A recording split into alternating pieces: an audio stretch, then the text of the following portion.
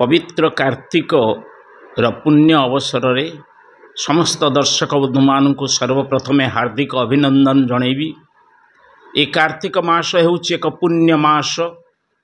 विशेषकर आम समाजर प्रचलित परंपरा अनुसार माँ माने एई समय बालुंका पूजा करती, कार्तिक व्रत पालन करती, राई दामोदरंकर पूजा मध्य करती। तेबे ए राई दामोदर होउछंती राधा कृष्ण। काहेकि तांकर पूजा करा जाए आम मनरे प्रश्न उठे, कौन पाई राई दामोदरंकर पूजा करा जाए। एठी मु आपण मानकु सूचना देबी, जेमिति दीपटीए जळे तार प्रकाश बा आलोक ताहापरे सेथिरु बाहरी थाए, किंतु दीप एक अलगा वस्तु, आलोक बा प्रकाश आउ गोटे वस्तु। दुईटी वस्तु अलगा अलगा होइथिले मध्य से दी जनक भितरे अर्थात दीप आउ प्रकाश बा आलोक भितरे गोटे अभेद संपर्क थाए, जहाकू शास्त्रीय भाषा रे तादात्म्य संबंध कहा जाए। ठीक सेहीपरि भगवान कृष्ण एवं राधाराणी मध्य सेहीपरि एक तादात्म्य संबंध रही।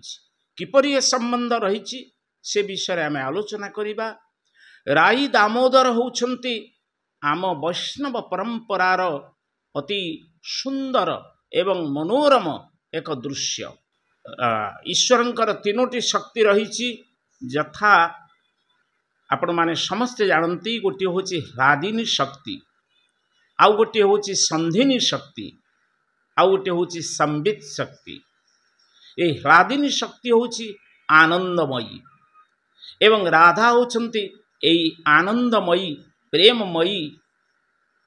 राधांकर प्रकृति होची ताहा एवं एई राधा ह्लादिनी शक्ति बा प्रभुंक ठारे आनंदमयी शक्ति रूपरे लीन हो जाती, मिसी जाती। सेति पई राधा कृष्णंकर जुगल मूर्ति आमे पूजा करि थाउ। सबठारु आश्चर्यर कथा एवं आपण माने जानिले भी खुशी हेबे जे राधा कृष्ण शब्दरु जदि राधारु र टिके आमे काटी दियंती ताले हि जिवो अधा कृष्ण। अधा कृष्ण माने जदि राधा को बाद दिया जाए ताले कृष्ण को उपासना रे बा भगवान कृष्ण को पूजा करिबारे सेमिति सार्थकता बा फल विशेष मिले नाही। सेति पई तो आम परंपरा रे राधा कृष्णंकर जुगल मूर्ति को पूजा करा जिबा सहित एई पवित्र कार्तिक मासरे राई दामोदर व्रत पालन करा जाए एवं बालुंकारे राई दामोदरंकर प्रतिमूर्ति करा जाए।